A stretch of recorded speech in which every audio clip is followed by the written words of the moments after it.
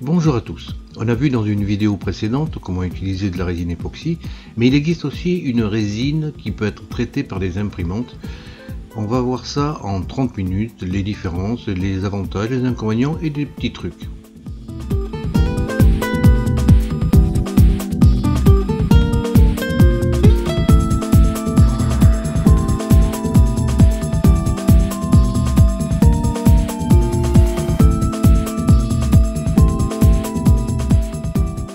Une imprimante à filament dépose de la matière progressivement de bas en haut, alors qu'une imprimante SLA c'est un petit peu différent.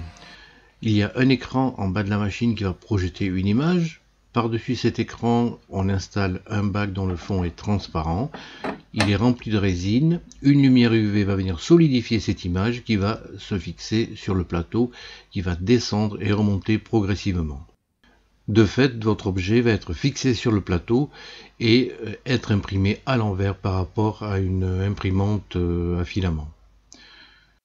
La résine utilisée est sensible à une gamme de fréquences UV et en réel, on voit comment ça se passe. Le plateau se soulève, la résine va s'étaler sur toute sa surface, il redescend, s'arrête, il y a une émission d'UV pendant quelques secondes, la résine durcit et le plateau remonte pour faire la couche suivante. Certaines sociétés s'approprient les droits de vidéo qui contiennent des jingles, pourtant ceux-ci sont libres de droit. Ça me fiche un petit peu le bouilli. Nous allons comparer deux machines, une machine entrée de gamme qui fait partie des premières à être sorties, l'Anycubic Photon, et une un petit peu plus évoluée, les Lego Saturn. L'Anycubic Photon est sortie il y a environ 4 ans, c'est la date à laquelle j'ai commencé à faire de l'impression résine. C'est une machine esthétique, tout en métal, qui a la particularité d'avoir un couvercle articulé, c'est bien pratique pour pas salir avec la résine.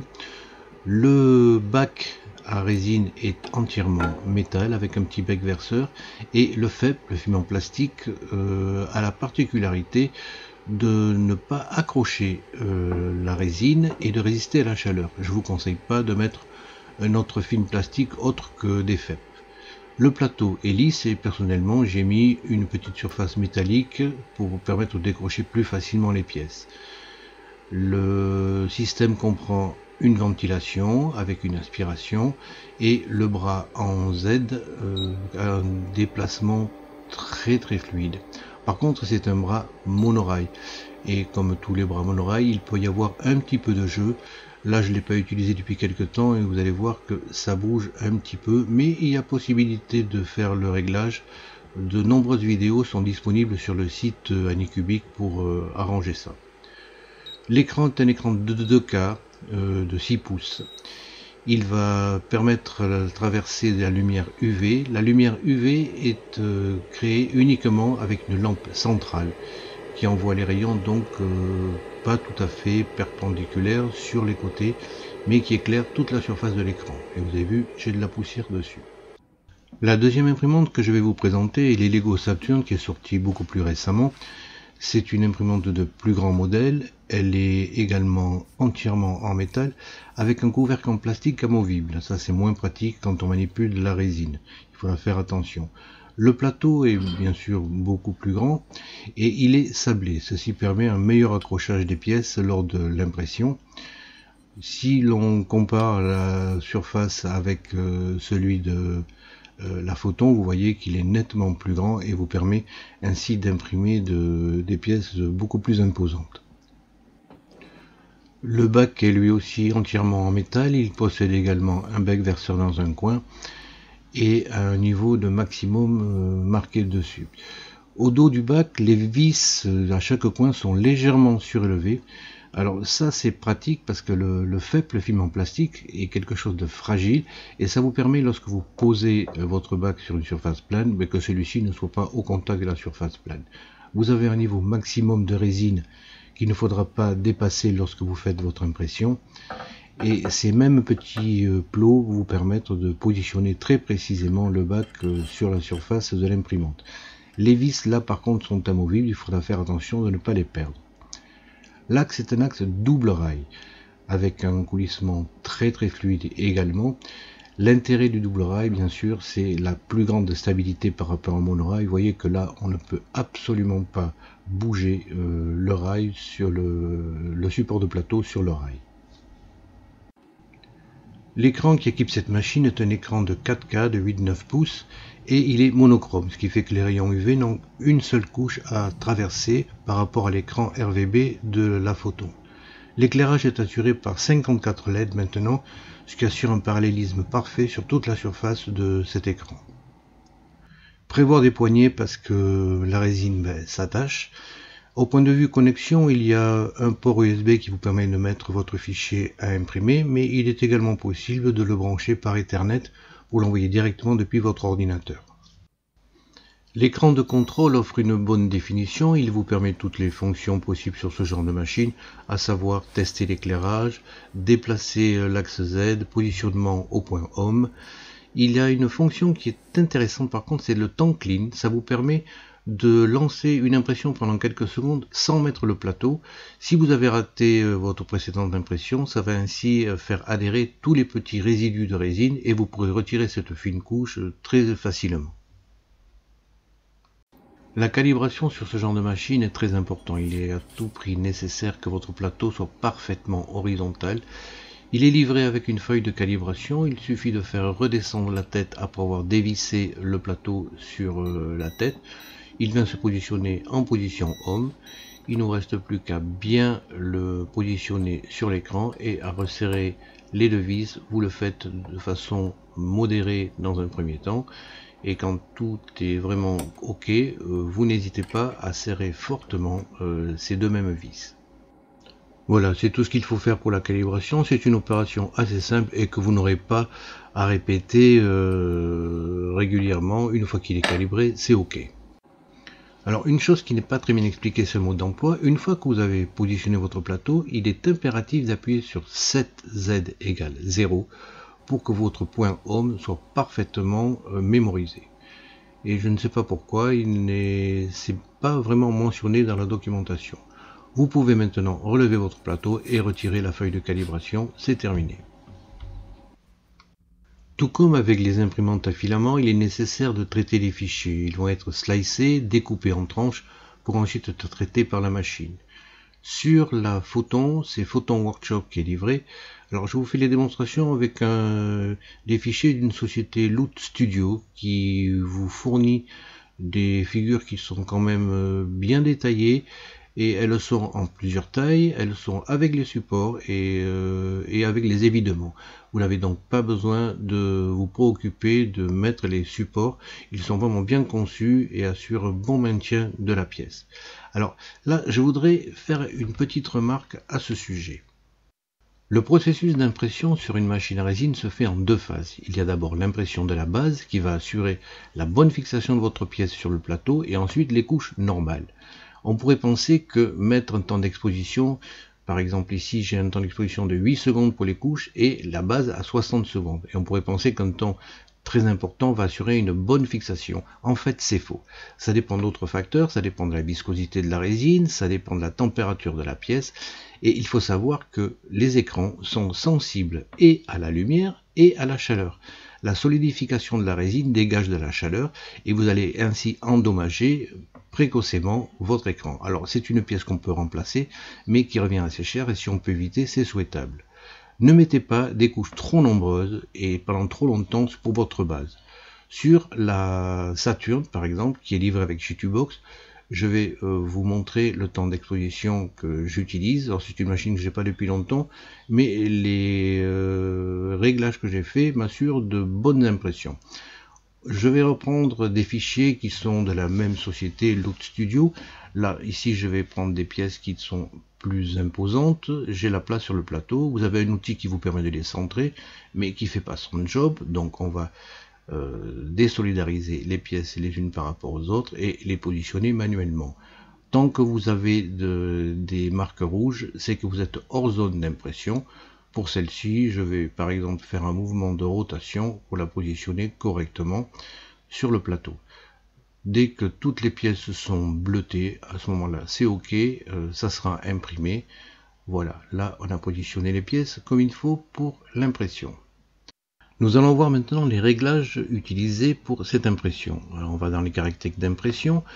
La base va être constituée uniquement de 5 couches, et même on peut en mettre moins. Ce qu'il faut savoir, si vous mettez beaucoup de couches, vous allez devoir retirer votre pièce avec un maillet et un burin. La durée d'exposition est de 2 secondes et demie. Sur les imprimantes monochromes, il n'y a qu'une seule couche à traverser au lieu de 3 sur les écrans RGB, donc le temps est beaucoup plus faible. La durée d'exposition de la base va être de 20 secondes, et même je pense qu'on peut aller en dessous. Et il y a ensuite des couches de transition qui vont progressivement passer de la base à la couche normale qui sera exposée pendant 2 secondes et demie. Vous voyez que les temps d'exposition de la base et des couches intermédiaires est beaucoup plus faible avec ce genre de machine. On va voir si ça tient bien au plateau et si la pièce se décroche facilement.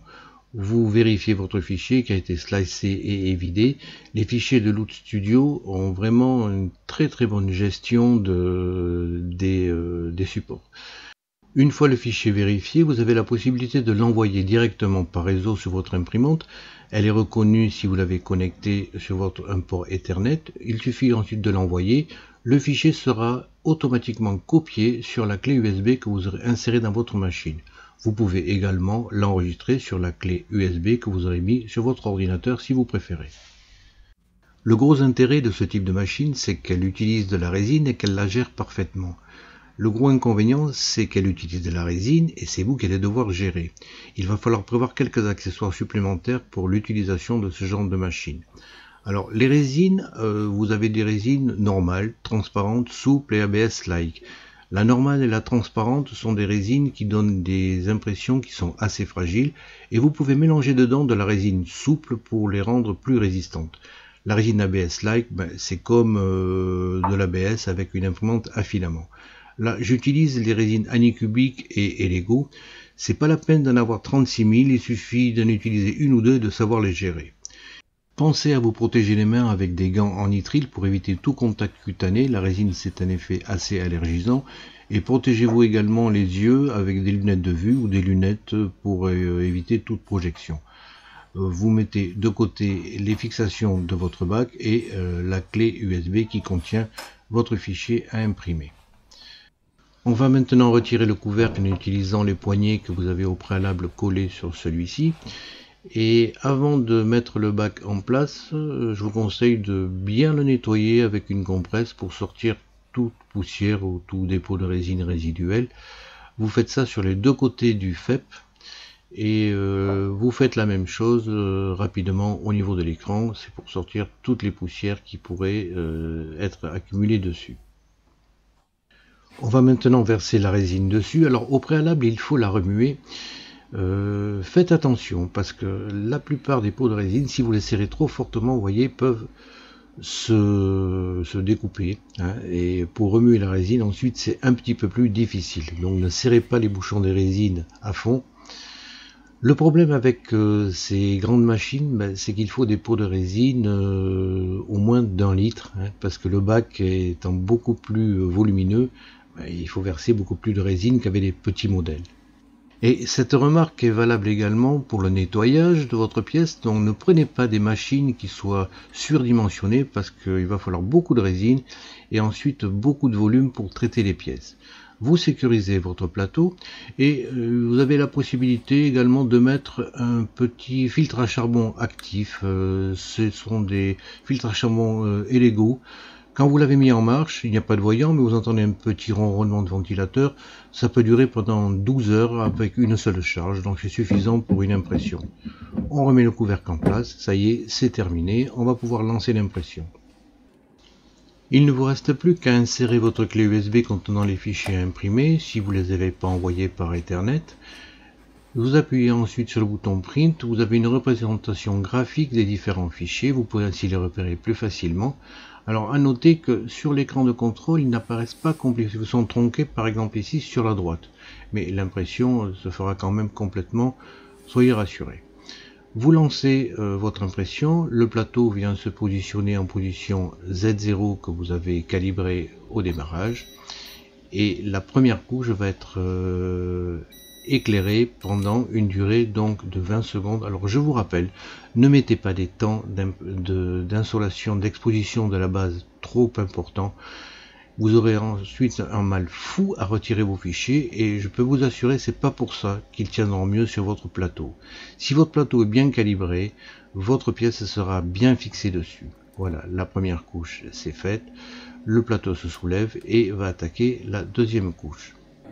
J'ai augmenté le volume de l'imprimante à dessein parce que sur une imprimante à filament on voit si l'impression se déroule correctement, pas sur une imprimante à résine. Mais écoutez, le bruit de succion vous dit que la résine s'est décollée de votre FEP. Et ce bruit de décollement se fait entendre à toutes les couches, gage que l'impression se déroule correctement. Il est possible de modifier également les paramètres en cours d'impression. Bon, on va attaquer maintenant la partie nettoyage qui est une étape supplémentaire par rapport à l'impression à filament. Il va falloir être très attentionné pour ne pas mettre de la résine partout. Vous retirez le couvercle par les poignées et vous constatez que votre impression s'est fait correctement. Sur votre surface de travail, mettez une protection. La protection la plus simple à mettre, c'est ce genre de tapis en silicone qui est utilisé pour les litières de chats ou de chiens.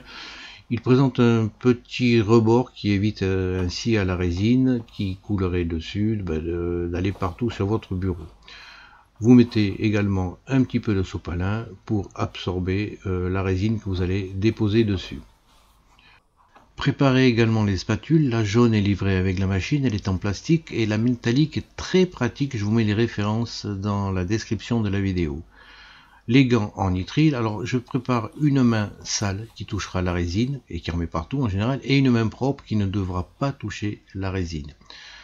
On dévisse la tête du plateau, vous la laissez égoutter un petit peu et la retirer assez rapidement pour ne pas en mettre sur l'imprimante. Alors vous allez voir qu'avec les temps d'exposition, vous voyez que l'impression s'est déroulée correctement et qu'il est très facile de retirer sans forcer. Vous pouvez décoller les pièces très facilement. Vous voyez, il n'est pas nécessaire de mettre des couches, un nombre incalculable de couches de base et un temps d'exposition de votre base important. Vous voyez que votre impression tient bien et surtout vous pouvez la décoller très facilement. Cette petite raclette métallique n'abîme pas le plateau et vous permet de passer facilement, vous voyez, sous toutes vos pièces imprimées. Tous vos éléments sont retirés, commencez tout de suite le nettoyage. Il est vital de sortir toutes les pièces qui contiennent de la résine pour pas que votre surface de travail soit sale. Vous nettoyez le plateau sur tous les côtés en utilisant une compresse ou un chiffon et vous retirez le surplus de résine. Faites attention en manipulant le support de ne pas mettre de la résine partout. Le premier nettoyage a été fait, le deuxième nettoyage se fait avec l'alcool isopropylique. Vous pouvez le faire avec une main qui n'est pas protégée, là il ne reste pratiquement plus de résine. Et l'intérêt de l'alcool isopropylique, c'est qu'il dissout bien les restes de résine qu'il peut y avoir et il évite les traces une fois qu'il sèche. Votre plateau est propre sur tous les côtés, vous le remettez directement en place, ça vous fera une pièce de moins à gérer et elle est propre. Avant d'aller plus loin, la deuxième chose à nettoyer dans votre machine, c'est le bac. Mettez vos pièces de côté, vous les recouvrez avec un sopalin ou vous les mettez dans un endroit sombre. Et nous allons maintenant utiliser un support pour bac. Vous trouverez les références Thingiverse dans la description. C'est un pied qui est constitué de 3 pièces à imprimer en PLA avec une tige filetée de 45 cm de long et de 10 mm de diamètre. Vous mettez ensuite des écrous au-dessus du support d'entonnoir et du support du bac. Je vous conseille d'utiliser également des entonnoirs. Celui-ci est en silicone. On peut le ranger facilement, vous voyez qu'il est repliable. L'intérêt du silicone, c'est que la résine n'adhère pas dessus. On retire le support plateau et vous venez maintenant positionner votre pied sur le bidon de résine Alors veillez bien à mettre l'embout de l'entonnoir dans le bidon. Je vous parle par expérience parce que en le mettant juste au ras et en faisant des manipulations, j'ai eu de la résine qui a coulé partout. Alors positionnez-le et à l'aide des vis, faites rentrer l'embout bien dans la bouteille pour éviter toute déconvenue.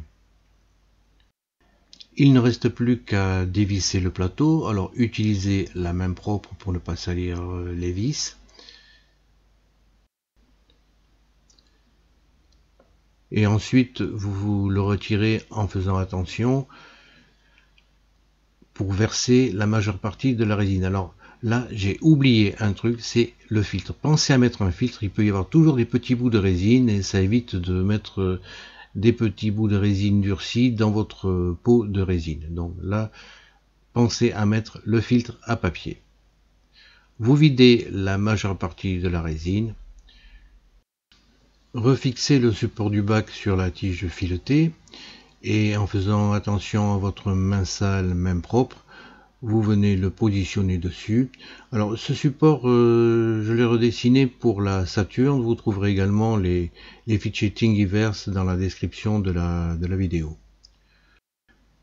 À l'aide de l'écrou, vous venez maintenant assurer la bonne fixation du support de bac et vous laissez s'écouler. Vous pouvez avec la palette en plastique faire glisser la majeure partie de la résine qu'il y a sur le FEP, mais faites attention parce qu'en général on en met un petit peu partout. Alors tout doucement faites sortir la plus grande partie et vous allez maintenant mettre ce pied avec le pot de résine de côté pour que toute la résine s'écoule tranquillement pendant que vous faites autre chose. Vous déplacez l'ensemble support et pot de résine dans un endroit où vous ne risquerez pas de faire de fausses manipulations. Bon, lavage des pièces maintenant. Alors on peut le faire à la main dans un bac, mais c'est beaucoup plus pratique d'utiliser une machine. J'utilise une Wash and Cure d'Anycubic et il faut de l'alcool isopropylique ou l'alcool à 70 ou l'alcool ménager. Moi j'utilise l'alcool ménager, c'est moins cher, ça marche très bien. Et l'alcool isopropylique, je trouve qu'il donne une odeur avec la résine que je supporte difficilement. On va encore s'équiper de gants, puisqu'on va retoucher les pièces en résine. On ouvre le bac et on va positionner toutes les pièces dans le petit panier. Alors ça c'est un petit modèle de Wash and Cure, mais ça suffit tout à fait pour les grands modèles d'imprimante. Le bac permet de stocker les pièces et puis s'il y en a plusieurs, si c'est trop grand, on le fait en plusieurs fois. Voilà, on met toutes les pièces dans le bac et on enfonce dans l'alcool ménager. Le système va ensuite nettoyer en créant un genre de vortex dans le liquide, ce qui permet un nettoyage très précis des pièces. Ça le fait dans un sens et dans l'autre. C'est le premier lavage que l'on fait. On sort le plus gros de la résine pour que les pièces soient exploitables.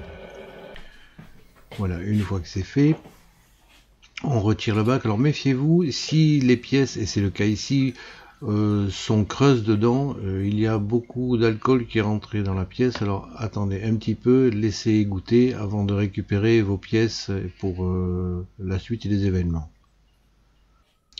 Pendant que vos pièces nettoyées et sèchent, vous pouvez en profiter pour finir de nettoyer le plateau.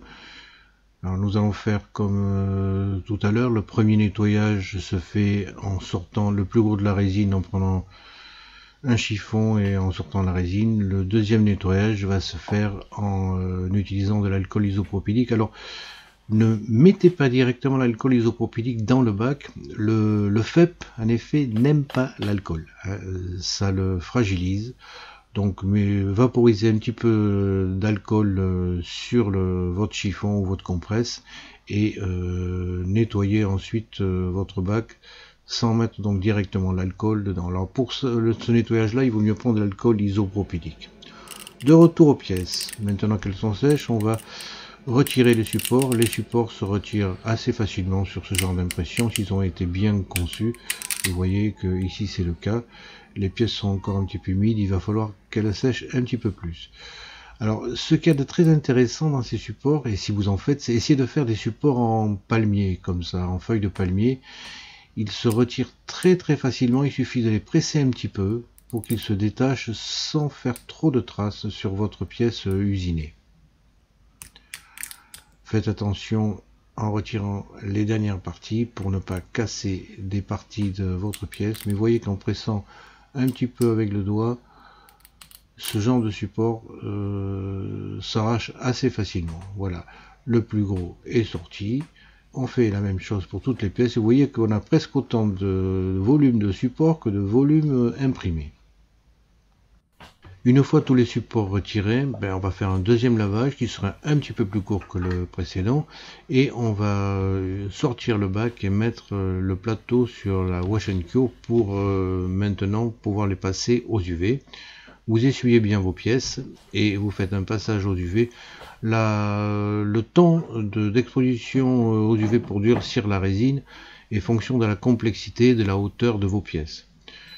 Mais vous avez vu que lorsqu'on a retiré les supports, la résine était assez molle. Maintenant, elle va être complètement rigide après ce passage aux UV. Une fois vos pièces séchées et collées entre elles, on fait un léger ponçage des socles pour que ceux-ci soient bien plans. Et voilà les résultats obtenus. Il va maintenant falloir peindre ces pièces et pour ça on va appliquer un primaire dessus. Un primaire, vous le faites, il faut qu'il ait la consistance du lait.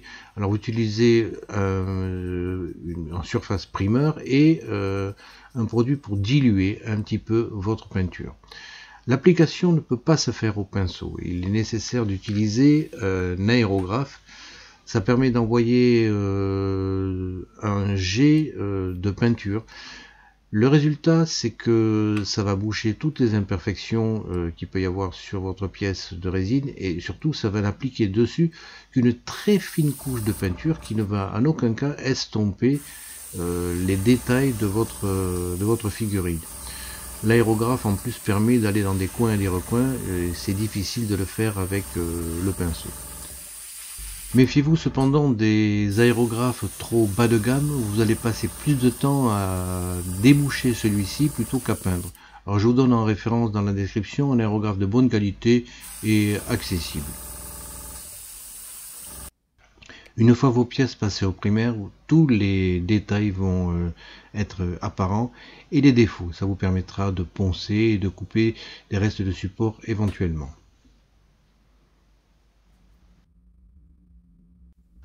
On en arrive à la finition de l'impression de vos figurines avant le passage à la peinture.